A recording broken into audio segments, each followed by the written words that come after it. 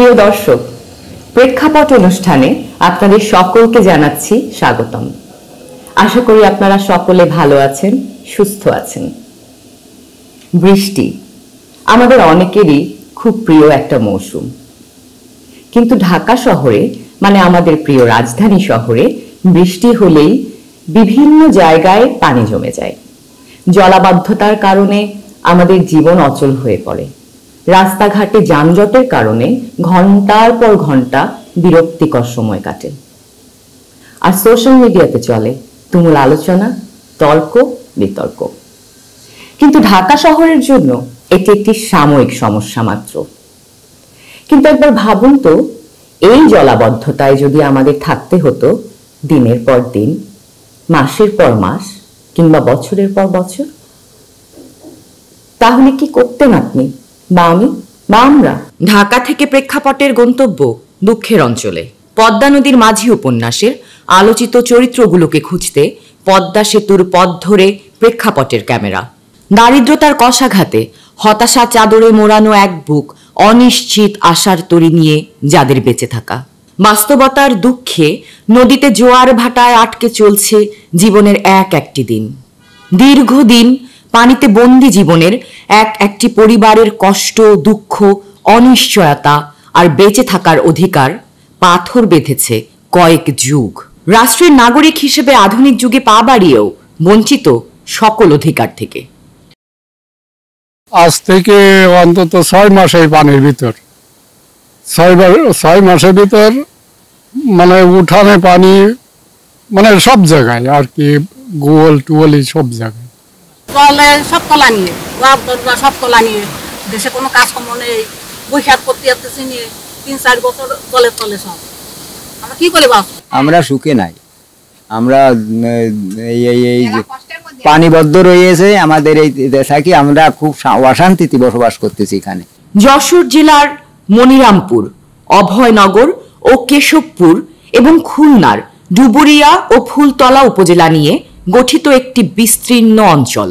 60-এর দশকে মার্কিন পরামর্শে সবুজ বিপ্লব কর্মসূচির আওতায় অধিক ফসল ফলানোর কৌশলের অংশ হিসেবে USAID এর সহায়তায় এবং ADB এর ঋণের মাধ্যমে গ্রহণ করা হয় উপকূলীয় বাঁধ প্রকল্প। এ প্রকল্পের অংশ হিসেবে 39টি পোল্ডার, 1566 কিলোমিটার বেড়িবাঁধ এবং 282টি সুইস গেট দিয়ে ফসলের প্রলোভনে এই অঞ্চলের মানুষ ও প্রকৃতি পরিবেশকে দীর্ঘমেয়াদী সংকটে ফেলে দেওয়া হয়। প্রকল্পের উষালগ্নে কয়েক বছর বাম্পার ফলন হয় বটে, তারপরই প্রকৃতি প্রতিশোধ নিতে শুরু করে। যে পোল্ডারের স্বপ্ন দেখানো হয়েছিল, সেই পোল্ডারই এখন দুঃস্বপ্নের কারণ হয়ে দাঁড়িয়েছে। যে এখন আর স্বাভাবিক যে নদী প্রবাহ সেটা আর নাই, ফলে যে জায়গাটা একটা পানি আটকে গেছে, পানি বেরোতে পারছে না। পানি আগে আসতো, বেরিয়ে যেত, আবার আসতো। সেটা বন্ধ করার জন্য যে ব্যবস্থা নেওয়া হয়েছে, তখন বলা হয়েছিল যে এখানে সবুজ বিপ্লব হবে, এখানে প্রচুর ধান হবে, ওখানে মানুষ একটা মাত্র ফসল ফলাতো। কিন্তু তারা যদি তাদেরকে বলা হলো তোমাদের 3টা ফসল ফলবে, প্রথম দিকে তাই হয়েছে। কিন্তু যখন দেখা গেল যে, কিন্তু তাদেরকে এটা বলা হয় না যে এমন একটা পরিস্থিতি হতে পারে যে তখন সবই পানি আর যেতে পারবে না, ফেরত যেতে পারবে না, তাহলে হয়তো মানুষ মানত না সেটা। মূলত 1982 সাল নাগাদ দক্ষিণ পশ্চিমাঞ্চলের 2.5 লক্ষ হেক্টর কৃষি জমি স্থায়ীভাবে জলাবদ্ধতায় রূপ নেয়। ভবদাহ অঞ্চলের 27টির অধিক বিল এবং প্রায় 10 লক্ষ মানুষ পড়ে ভয়াবহ বিপর্যয়ের মধ্যে। ভবদাহটা ডেফিনেটলি মানুষের প্রকল্পের কারণে। যে কোনো প্রকল্প করলে তার বিরূপ প্রতিক্রিয়া হবে, কিন্তু বিরূপ প্রতিক্রিয়া দেখে ওটার ক্ষয়ক্ষতিটা শোধরানো এই কাজটা হয়নি। প্রেক্ষাপট ছুটে গেছে সেই অঞ্চলে। 200টি গ্রাম আর কয়েক হাজার পরিবারের জীবন বন্দী হয়ে আছে পানির নিচে। নেই কর্ম, নেই খাদ্য, নেই সুচিকিৎসা, নেই শিক্ষা। আসলে লজ্জিত যে আমাদের এই দেশের একটা এলাকায় এতগুলো পরিবার, এতগুলো গ্রাম এইভাবে ক্ষতিগ্রস্ত হচ্ছে। হ্যাঁ, আমরা বলে দেই যে নবদাহতে, খুলনাতে, যশোরের সাথে এই সমস্যা আছে। আপনি দেখবেন প্রায় সচরাচর লেখালেখি হয়, সেমিনার কনফারেন্স হয়, কিন্তু নিশ্চয়ই 60 বছর বা 40 বছর ধরে এই অবস্থায় থাকার যুক্তি নেই। এবং যদি এই অবস্থায় থেকে থাকে এই গ্রামের মানুষগুলো, তার তো দুটো কারণ হতে পারে।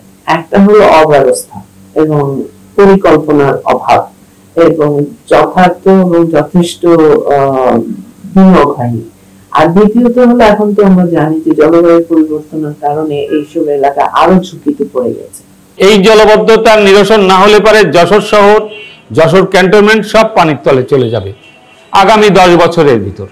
মুনাফা ঠেকানোর নামে জলাবদ্ধতা তৈরি করা হলো।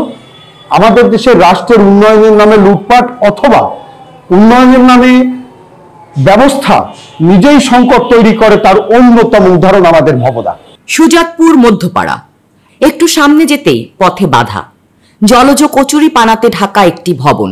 পিপাসিত বুকে বিশুদ্ধ পানির তৃষ্ণা মেটানোর নলকূপটাও ডুবে গেছে পানিতে। পাশেই একটি উপাসনালয়, হিন্দু ধর্মাবলম্বীদের জন্য প্রার্থনার এই স্থানটিতে বুক সমান পানি। পথ পেরিয়ে একটু সামনে যেতেই রাস্তা, রাস্তার উপরে বসেছে গবাদি পশুর আশ্রয়স্থল। কেন এমন দৃশ্য? কষ্টের মধ্যে তো অনেক কষ্টের মধ্যে আমরা থাকতেছি। এই যে রাস্তায় চলে আসি বাড়িতে গরু বছর নিয়ে, ঝামেলা খুব। আমাকে চারপাড়াই আসতে হয়, জাতি হয়, তারপরে খুব কষ্ট হয় আসতে জাতি গেলে। আমাকে সবটার কষ্ট আছে, জল টল সবসময় থাকতেছে, ঘর বাড়ির দান টান আসছে না, অভাব সবসময় থাকতেছে আমাকে সব। মসিহাটি গ্রামের বাসিন্দাদের একমাত্র যাতায়াতের পথ বাঁশ দিয়ে বানানো এই সাঁকো। কষ্টকে উপেক্ষা করে আমরা শুনতে চাই এই গ্রামের মানুষের কথা। 80 ঊর্ধ্ব বয়সী নারী লক্ষ্মীধর, বয়সের ভারে নুয়ে পড়েছে তার শরীর, তবুও বেঁচে থাকার প্রাণপণ চেষ্টা থামায়নি তার কর্মতৎপরতাকে। ঘরের বারান্দায় বসে লতাপাতা কাটছেন মনের আনন্দে। কিছুক্ষণ পর উঠে দাঁড়ান লক্ষ্মীধর, কুজো হয়ে হাঁটতে থাকেন সাঁকো ধরে। অবলা জীবকে খাওয়াতেই তার এই চেষ্টা, অথচ তার ভাগ্য বন্দী হয়ে আছে এই সাঁকোর সীমানা ধরে। কষ্ট ওই বেড়া চড়াইতে পারিনি, আহানে মাজা ফাজা নেই, বল কমে গেছে, আর সবসময় দেহের মধ্যে রোগ, মাথায় জ্বালা, গাড়ি জ্বালা। পাশেই চৌকিতে বসে আছেন তার স্বামী মনোরঞ্জন ধর। মাসের পর মাস তার বসে থাকার প্রিয় স্থান এটি। কষ্ট আমাকে সব দিক থেকে কষ্ট, খাবার কষ্ট, চলার কষ্ট, সব কষ্ট আমাকে। তার পাশেই মৃণাল কান্তির ঘর। স্কুলে যেতে না পারা ছোট নাতি নাতনিদের নিয়ে এভাবেই তার সময় কেটে যায় বারান্দায়। দূর থেকে তাকিয়ে চঞ্চল মনের ছোট শিশুটিও আসতে চায় এই আনন্দের মাঝে। ভাগ্যের নির্মমতায় আজ শিশুটির অধিকারও বন্দী জানালার লোহার ফ্রেমে। আমাদের সুখের কোনো শেষ নেই, মানে অনেক সুখে আছি বললেই চলে। ছেলে মেয়েদের পড়াশোনা করানোর ভীষণ কঠিন, মানে স্কুলে নিয়ে যাবে এত লম্বা সাঁকো, ছেলে মেয়ে নিয়ে পার হয়ে যাওয়া যায় না। তারপরে উঠানের অবস্থায় এই জনজীবন খুবই ঝুঁকির মুখে আছে আমরা আর কি। মসিহাটির শিশুদের জীবন যখন বন্দি জানালায়, ঠিক তখনই প্রেক্ষাপটের ক্যামেরা এই গ্রামটির স্কুল মাঠে। স্কুলের মাঠে পানি, জলজ গাছ আর স্কুলের সীমানা মিশে আছে এক জলাবদ্ধ সবুজের সমারোহ হয়ে। মসিহাটি স্কুল ও কলেজের ভেতরে বিক্রি হচ্ছে মাছ। কয়েকজন মাছ ব্যবসায়ী সকাল থেকে এখানে মাছ বিক্রি করছেন। হঠাৎ সাইকেল চালিয়ে দুজন শিক্ষার্থীর আগমন। আমার নাম দেবোত্তম বৈরাগী, আমি এই কলেজেরই ইন্টারমিডিয়েট 2য় বর্ষের ছাত্র। আসলে জলাবদ্ধতা শুধু আমাদের লেখাপড়া নয়, আমাদের পারিপার্শ্বিক অবস্থাকেও বিরূপভাবে প্রভাবিত করতেছে। যে কারণে আমরা নিয়মিত ক্লাসে আসতেছি, কিন্তু আমরা পড়ালেখা চালিয়ে যেতে পারতেছি না। এখানেই শেষ না, ভবদহে দুঃখ বেদনা আর কান্নার কথা আমরা আরো শুনব। কলেজের প্রধান গেটে মাছ বিক্রি করছেন হীরামন। সকালের অক্লান্ত পরিশ্রমের ফসল বেচতে ছোট ডালাতে সাজানো মাছ। হীরামন কি মাছ বিক্রেতা? আমি কলেজে পড়াশোনা করি, বিশেষ করে অনেক লোকই স্কুল কলেজ বন্ধ, নিয়মিত ক্লাস হয় না, এটা করে আপনার লোকজন আস্তে আস্তে আর হারাই যায়। প্রেক্ষাপট গ্রামের মানুষের কথা তুলে ধরতে চায়। গণশিক্ষা কেন্দ্র ডুবে আছে পানিতে। মসিহাটি নিম্ন মাধ্যমিক স্কুল ডুবে আছে পানিতে। কেন এমন চিত্র? দুঃখের পরিমাণ কি বলে শেষ করা যায়? যে পানির ভিতর সব সময় 12 মাসই যদি পানির ভিতর থাকতে হয়, তাহলে দুঃখের পরিমাণ কি বলা যায়? হ্যাঁ, স্কুলে ছেলে মেয়েরা যেতে পারে না, বিভিন্ন রকম সমস্যা। মসিহাটি সুজাতপুর মাধ্যমিক স্কুলের গণিত শিক্ষক তাপস রায় দেখাচ্ছেন পানিবন্দী তাদের শিক্ষা কার্যক্রম কিভাবে চলছে। যে প্রাইমারি স্কুলে উঠেছি তারপরে আমাদের ক্লাস নিতে হয়েছে, আর আমাদের বিদ্যালয় তো একেবারে 1.5 ফুট পানি নিচে ছিল। তো এখানে আমাদের ক্লাস নেওয়ার পরিবেশ ছিল না, আমরা বাধ্য হয়ে আমাদের সেই পাশে যে বাজিকুড়িয়া সরকারি প্রাথমিক বিদ্যালয়, আমরা ওই দোতলায় আমরা ক্লাস নিয়েছি। এই জুলাই, আগস্ট, সেপ্টেম্বর, এই আমরা অক্টোবরে ফিরে আসছি আমাদের নিজেদের বিদ্যালয়ে। সরাডাঙ্গা জামতলা সরকারি স্কুল, বাচ্চারা গান শিখছে। তারা দেশের বুকে আলো ছড়াবে, বড় হয়ে দেশকে আলোকিত করবে। লক্ষ্মী রানী বিশ্বাস একজন শিক্ষক, মায়ের মতো আদর আর একজন শিক্ষকের ভূমিকা আজ তাকে করেছে অপারগতার আসামি। এই ছোট ছোট বাচ্চারা এরা আসছে, কিন্তু আমরা এদের বলছি যে স্কুলে ঢুকবে আর স্কুল শেষ হলে তখন বাইরে যেতে। পানিতে অনেক ঝুঁকি, মায়েরা সাথে নিয়ে ছোট ছোট বাচ্চাদের দিয়ে যাচ্ছে, আবার এদের ছুটি হলে মায়েরা এসে এদের নিয়ে যায়। আজকের শিশুরা আগামীর ভবিষ্যৎ, তাদের পিতামাতাও সেই চেষ্টায় অপেক্ষার সময় গুনছেন। আর সেই অপেক্ষা নিরাপদে তাদের শিশুদের বাসায় নিয়ে যাওয়া। তাতে করে নিয়ে আসি, দিয়ে ক্লাস হয়ে গেলে যাওয়ার সময় আবার তাতে করে নিয়ে যাই। এখানে তো টয়লেট ডুবে যাওয়ার কারণে আমাদের মেয়েরা, আমাদের যে ম্যাডাম আছে তারা তো তার ভিতরে যেতে পারতো না, তাই বিধায় আমরা পাশের বিদ্যালয়টায় আমরা ব্যবহার করেছি ক্লাস নেওয়ার জন্য, প্লাস বাথরুম ব্যবহার করেছি। আর আমাদের এলাকা তো সবই জলে ডুবা, এখনো আছে জলে ডুবা। এই কিছুটা হয়তো জল কমেছে, তাই আমরা আবার পুনরায় বিদ্যালয়ে ফিরে আসলাম। অবুঝ শিশুদের আকুতি আর অনুরোধ আমাদের কাছে। রাষ্ট্র কি শুনবে কোমল হৃদয়ের দাবি ও উৎকণ্ঠা? স্কুল ছুটি, সাঁকোর পথ ধরে ঝুঁকি নিয়ে একসারি শিশুদের ব্যাগ কাঁধে বাড়ির পথে চলা। পানিতে ডুবে যাওয়ার ঝুঁকি থাকলেও তারা চায় দেশের বুকে শিক্ষিত হয়ে সমাজের বঞ্চিত, অবহেলিত এই অঞ্চলকে আলোর মুখ দেখাতে। কোনো অবস্থাতে একদিনের জন্য স্কুল বন্ধ রাখা যাবে না। স্কুল বন্ধ রাখার মানে হবে কি, ওইখানকার শিশুরা, এটা তো আমাদের বুঝতে হবে, ওই শিশুরা তো কিছুদিন পরে, এই যে নভেম্বর মাস আসছে, নভেম্বর মাসের পরে তারা চলে যাবে, তারা ওই এলাকায় থাকবে না। কোথায় যাবে? তারা বিভিন্ন ইটভাটায় কাজে চলে যাবে। এবং যেহেতু তাদের ঘরে খাবার নাই, ইটভাটার মালিকরা তাদেরকে অ্যাডভান্স পেমেন্ট করে নিয়ে যাবে, এবং নিয়ে গেলে তারা তার স্কুলে ফেরত আসতে পারবে না। তাদের স্কুলে জুলাই মাসে যখন সে ফেরত আসবে বা জুন মাসে যখন সে ফেরত আসবে, তখন তো তার নতুন ক্লাস সে তাকে নেবে না। তখন সে কোথায় যাবে?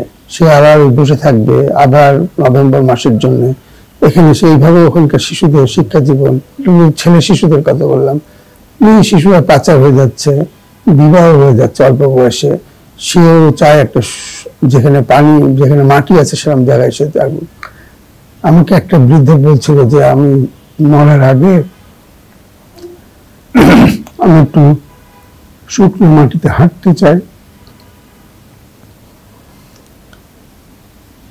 এটা তো আমাদের জন্য খুব কঠিন একটা প্রশ্ন।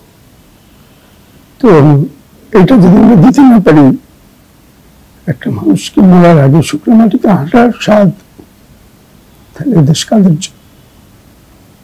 এটা আমাদের ভাবতে হবে, এবং ওখানকার জন্য স্পেশাল পরিকল্পনা নিতে হবে। শিক্ষা, স্বাস্থ্য এবং অন্যান্য যে সামাজিক অধিকার আছে, সামাজিক আছে, সেটা যেন তারা ফেরত পায়, এবং অতি দ্রুত করতে হবে। সময় খুব দ্রুত চলে যাচ্ছে। ঢেকভিটা, আন্দা, মলারাবাদ, ডুমুরতলায় প্রেক্ষাপট। রাস্তার দুপাশে অথই পানি, দৃষ্টি যতদূর যায় পানি আর পানি, মাঝে কয়েকটি গ্রাম। প্রেক্ষাপট খুঁজে বের করেছে এই পানিবন্দী মানুষের কষ্টের পেছনের কারণ। তার আগে আমাদের ক্যামেরা আন্দা গ্রামের পথে। পানিকে উপেক্ষা করে বাঁশের সাঁকো ধরে সীমা রায়ের ঘরে প্রেক্ষাপট। পাশের এই রান্নাঘরের মাটির চুলোতে রান্না করে খাওয়া হয় না দীর্ঘদিন। পাশেই হাঁস মুরগির ঘরটাও ডুবে গেছে। পানিতে হাবুডুবু ভাগ্যের সাথে বাসা বেঁধেছে অনিশ্চয়তা আর দুঃখের জীবন। রান্না বান্না কি করে এই ধরেন পানির ভিতরে থাকতে হয়, যে কোনো কায়দায় ছেলে মেয়ের মুখে তো দুটো দিতেই হবে। সেই কায়দায় মাঝে তো পড়ে এক বেলায় রান্না করতাম, এক বেলা রান্না করে ওই 3 বেলায় খাতাম। আর এখন একটু পানি কমিয়ে গেছে বলে এখন 2 বেলায় রান্না করতেছি। রান্নাঘরের পাশেই জাল দিয়ে মাছ ধরে চলে জীবিকা। বছরের পর বছর ক্ষেতের ধান ফলাতে না পারা পলাশ রায়ের জীবন আজ হতাশার চাদরে মোড়ানো। কঠিন অবস্থায় পার করতেছি, কাজ হয় না, খুব সমস্যার মধ্যে, না খাইয়ে দিন যায়। এই মাসে দেখা যাচ্ছে 15 দিন 10 দিন কাজ হয়, তাও অনেক দূরে যেতে, এই গ্রামে তো ওই সামালবাবুর কেড়ে যাচ্ছে আছে। হতাশার চাদর থেকে বেরিয়ে প্রেক্ষাপট নৌকা নিয়ে আসার দ্বীপে। পানিতে ডুবে গেছে পরিবার নিয়ে বেঁচে থাকার শেষ আশ্রয়স্থল। কয়েক ফুট গভীর জল আটকে দিয়েছে মাসের সাঁকোর পথকে, যেখানে নৌকাই চলাচলের একমাত্র উপায়। দেখে মনে হয় পুকুরে সাঁতার কাটছে হাঁস, কিন্তু না, ঘরের উঠোনেই মনের আনন্দে সাঁতার কাটছে। গামছা পরে কর্মঠ ব্যক্তিদের ছুটে চলা, আর অনিরাপদ পানিতেই গোসলের কাজ সেরে নিচ্ছেন কেউ কেউ। যাতায়াতের সমস্যা, আসার সমস্যা, যে বাজার করতে আসারও দেখা যাচ্ছে নৌকোয় ছাড়া যাওয়া যাবে না, যাতে গেলেও নৌকোয়, গাড়ি ঘোড়া তো চলেই না, রাস্তায় পানি, মাজা পানি হয়ে পড়ে রয়েছে, হাঁটু পানি হয়েছে। আর ডাক্তার দেখাতে গেলে তো সরকারি হাসপাতালে, এবারে তো ডাক্তারই নেই, ইনকাম করতে গেলেও খুব কষ্ট, নপড়া ছাড়া উপায় নেই, গ্রাম অঞ্চলে কোনো কাজ নেই, কি করবা? মারা গেলে ওই যে সেই যেভাবে আমরা নৌকোয় করে নিয়ে যেতে, এছাড়া তো পথ নেই, গাড়িগুলো আসবে না, পানি উঠে গেছে রাস্তার মধ্যে, মাজা পানি হলে কি অবস্থা। জলজ কচুরি পানা ধাক্কা দিয়ে চলেছে আমাদের নৌকা। প্রেক্ষাপটের ক্যামেরায় চারপাশ, কোনোভাবেই কাছে যাওয়ার উপক্রম নেই। পানির বন্দি জীবনে আটকে থাকা এই নারী দূর থেকেই বলতে থাকেন তার কষ্টের কথা। এর মধ্যে সকালে অসুবিধে, রান্নাঘর নেই, বাথরুম নেই, কল নেই, সমস্ত সমাধান। ভবদহ কেন দুঃখের অঞ্চল? রাস্তার দুপাশ জুড়ে দেখা মেলে অসংখ্য বাঁধ, নীল জাল আর মাটির বাঁধে আটকে আছে একটি গ্রাম। নৌকায় ছুটছে একদল জেলে, যাদের একমাত্র জীবিকা অর্জনের মাধ্যম এই পানি। যেই পানির নিচে ডুবে আছে ফসলি জমি, যেখানে চাষাবাদ করে কৃষক কৃষানীরা সোনার ফসল ফলাতো, আজ তারা যুগের পর যুগ বঞ্চিত নিজ জমির চাষাবাদ থেকে। এইখানে মূল লাভটা হচ্ছে যারা ঘের চাষ করেন, মূল লাভটা তাদেরই বেশি। তারা অনেক জমি একবার করে একসঙ্গে, যার ফলশ্রুতিতে তারা কোটি কোটি টাকা অর্থ উপার্জন করতে পারে এর মাধ্যমে। যারা নীতি নির্ধারক আছেন, সেটা সরকার হতে পারে, বেসরকারি প্রতিষ্ঠান হতে পারে, অন্য কেউ হতে পারে, তারা সকলেই মন থেকে বোধহয় এই সমস্যার সমাধান চায় না। কারণ মানুষকে যদি এই অবস্থায় দেখা যায়, তাহলে তারা একসঙ্গে এলাকা থেকে ছেড়ে চলে যাবে, এবং ছেড়ে চলে গেলে জায়গাটা তাদের হয়ে যাবে, তারা কিনে নেবে। এবং এইভাবে ইতিমধ্যে অনেক জায়গা কিন্তু হস্তান্তর হয়ে গেছে, এবং হস্তান্তর হলে আমার যারা টাকা আছে তারা নিয়ে এটাকে আমি মাছের ঘেরে পরিণত করছি। এবং তখন বেসরকারি উন্নয়ন সংস্থা অনেকেই বলেছিল যে যেহেতু পানি নামছে না, বছর পর বছর আটকে থাকছে, তাহলে আমরা পুকুর করে ফেলি না কেন, তাহলে মাছ চাষ করতে পারবো। তো এগুলো সমাধান খুব ভেবে চিন্তে নেওয়া হয় না। এই সমাধানগুলো দেখা যাচ্ছে প্রথম দিকে একটু কাজ করছে, মানে মাছের ঘের হয়েছে, মানুষ পয়সা পেয়েছে, এবং পুঁজি যার আছে সেই তো পয়সার মূল মালিক, তো পুঁজিপতিদের একটা জায়গা হয়ে গেছে। অবশ্যই একটা সিন্ডিকেট এটা যারা মৎস্য চাষী আছে কতিপয়, তারা সিস্টেম করে এটা করেই চলেছে। ভবদহের এই দুঃখ আমাদের মনে কি প্রতিক্রিয়া করছে তা ভেবে দেখার জন্য চিন্তার একটু বিরাম নিয়ে আসি। পানিবন্দী থাকার প্রধান কেন্দ্রে প্রেক্ষাপটের ক্যামেরা। ভোরের আলো ফোটার শুরুতে অভয়নগরের পথে রাস্তার দুপাশে অসংখ্য ঘের, যার শেষ সীমানায় গেলেই ভবদহ 21 ভন্ড সুইস। জেলেরা ব্যস্ত মাছ ধরা নিয়ে। ছোট্ট একটি ব্রিজের উপর চলাচল এই কয়েক গ্রামের বাসিন্দাদের। পানি চলাচলের এই খালটির এক পাশে গ্রামের অংশ, অন্য পাশটি নদীর অংশ, যার মাঝে এই 21 ভন্ড সুইস। এইটা আমাদের দূর করতে গেলে আমাদের যে পানির যে ড্রেনেজ সিস্টেম আছে, এখানে আমাদের বড় একটা খাল হল, সেটা হলো আমনাগা খাল। এই খালটা দিয়ে আমাদের ম্যাক্সিমাম পানি বের হয়ে যায়, আর আমাদের যে 21 ভন্ড আছে সেখান থেকে আমাদের জোয়ারের সময় পানিটাকে আমরা আটকিয়ে দিই, পানি যখন প্রবেশ না করে, আর অন্যান্য সময় যখন বের হয়ে যায় তখন আমরা এটাকে ওপেন করে দিই। তো এইভাবে তাছাড়া আমাদের বিল থেকে পানিটা যেন ড্রেন আউট করা যায়, এখানে দেখেছেন আপনি, এখানে আমাদের অনেকগুলো মেশিন কাজ করছে। এইভাবে আপাতত আমাদের এই সমাধানে আমরা একটা প্রাথমিক চেষ্টা করছি। অসংখ্য পানি নিষ্কাশন মেশিন যার সবটাই বন্ধ, অথচ এই সুইচ গেটকে কেন্দ্র করেই তৈরি হয়েছে ভয়াবহ এই পানিবন্দিতা। দূরে জমেছে পলি, নদীতে ভাটা থাকায় বন্ধ এই নিষ্কাশন মেশিন। বাঁধের জন্য দিলে বন্ধ করে, কাজে প্লাবন ভূমিতে পলি জমল না জমে কিছুদিন পরে ভূমিগুলো নিচু রয়ে গেল, আর যেহেতু পানি পরিমাণ কমে গেল, পানি ঢুকছে না, তখন নদীর তলদেশটা উপর হয়ে উঠে গেল। সো দক্ষিণ পশ্চিম অঞ্চলে বিশেষ করে ডুমুরিয়া, কেশবপুর, অভয়নগর এই সমস্ত এলাকাতে নদীগুলোর বেদ উঁচুতে, আর ওই যে রেগুলেটর যেটা করেছে এটাও যদি সারা বছর চালাতো তারা, তাহলেও কন্ট্রোল হতো। কিন্তু এরা করলো কি, অক্টোবর মাসে, নভেম্বর মাসে গেটটা আটকে দিয়ে মিঠা পানি ভিতরে ধরে রাখে।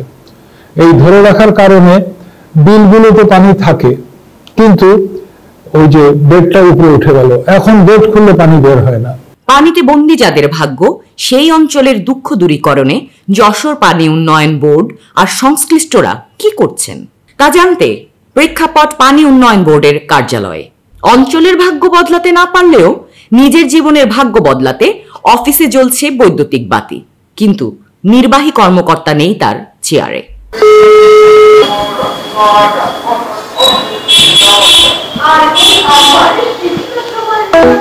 পানি উন্নয়ন বোর্ডের এবং প্ল্যানিং কমিশন, আমি দোষ দেবো প্ল্যানিং কমিশনকে, তাদের একটা কাজ হচ্ছে খরচ কমাও, যত কম খরচ করতে পারে।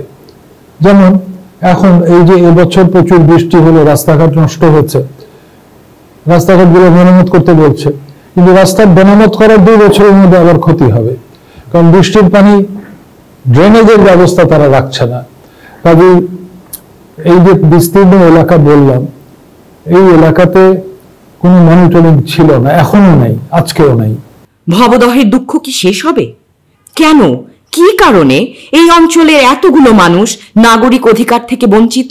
মানুষগুলো সংঘবদ্ধ হয়ে তাদের দাবি রাখতে পারছে না, মানে এটা তো একেবারে সংবিধানের মৌলিক অধিকারের জায়গায় যে সে নিরাপদ থাকবে, তার স্বাস্থ্যের জন্য সে অধিকার বা ব্যবস্থা পাবে, অসুখ বিসুখ হলে সে কোথায় যাবে সেইগুলো সব পরিষ্কার থাকবে।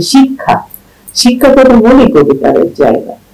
তারপর জীবন জীবিকা আপনি দেখেন, এখন সব সিচুয়েশনে দেখা যায় যে কেউ না কেউ লাভী হয়। খুবই দুঃখের বিষয়, বাট এই এলাকার যারা প্রভাবশালী, যারা টাকা পয়সা আছে, তারা কিন্তু আবার এই ধরনের অবস্থা যেন থাকে সেটাও চাচ্ছে। এই জনপদের মানুষকে পুঁজি করে চলছে দুর্নীতি আর লুটপাটের অন্যরকম উৎসব। জলাবদ্ধতা দূর করতে বিভিন্ন সময়ে নেওয়া হয়েছে নানা প্রকল্প, বরাদ্দ হয়েছে কোটি কোটি টাকা, কিন্তু এই জনপদের মানুষের ভাগ্যের পরিবর্তন হয় না। এই বছর এই আমাদের নদীর খননের ফলে এবং আমাদের আমডাঙ্গা খালটা কিছু সংস্কারের ফলে কিন্তু এইবার বৃষ্টির পরিমাণ বেড়েছে, কিন্তু সেই তুলনায় কিন্তু আমাদের ক্ষয়ক্ষতিটা কিন্তু আগের তুলনায় কমেছে। আমাদের যেমন অসুখ বিসুখ হলে আমরা আসল যে কারণ সেটা চিকিৎসা করি না, আমাদের উপসর্গের চিকিৎসা করি। জ্বর আসছে আমরা সিটানল ট্যাবলেট খেলাম, মাথা ব্যথার জন্য খেলাম, কিন্তু কাশি হচ্ছে কফ সিরাপ খেলাম, কিন্তু এগুলো তো আসলে সিমটমের চিকিৎসা হয়, রোগের চিকিৎসা হয় না। রোগের চিকিৎসা করতে গেলে তাকে পরিষ্কার করে জিনিসটা বুঝতে হবে, বুঝে তার ইয়ে করতে হবে।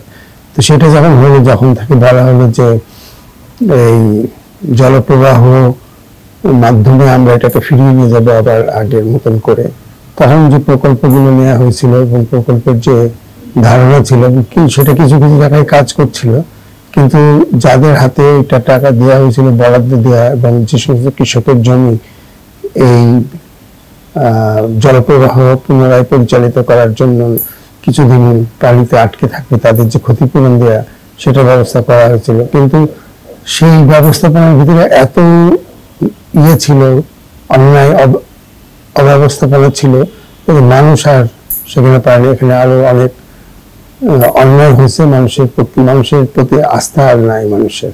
ভবদহ লাখো মানুষের দুঃখের নাম, আর কারো কারো জন্য এটা চিরস্থায়ী দুর্নীতির সুযোগ। এই অসহায় পানিবন্দী মানুষগুলো মুক্তি পাবে কবে? কবে হবে তাদের অন্তহীন দুর্ভোগের অবসান? প্রিয় দর্শক, ভবদহের এই দুঃখ বেদনা নিয়ে আমরা কথা বলি। হাতে নেওয়া হয় বড় বড় প্রকল্প, শত কোটি টাকার লেনদেন হয়, কিন্তু ভবদহের মানুষের দুঃখ কমে না, দুর্ভাগ্য শেষ হয় না। আমরা কি ভবদহের মানুষের কষ্ট দূর করতে সত্যিই আন্তরিক? প্রিয় দর্শক, এই পর্বের শেষ এখানেই। সকলে সুস্থ থাকবেন, নিরাপদ থাকবেন।